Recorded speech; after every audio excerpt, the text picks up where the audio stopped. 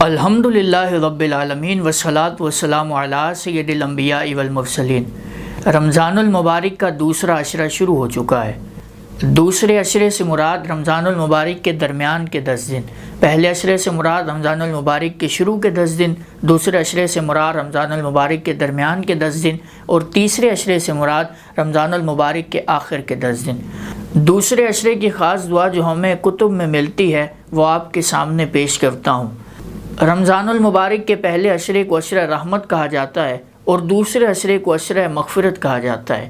اس عشرے کی خاص دعا استغفر اللہ ربی من کل ذنب واتوب الیہ ہے، جس کا ترجمہ ہے اے اللہ میں آپ سے اپنے تمام گناہوں کی معافی مانگتا ہوں اور آپ کی طرف ہی رجوع کرتا ہوں۔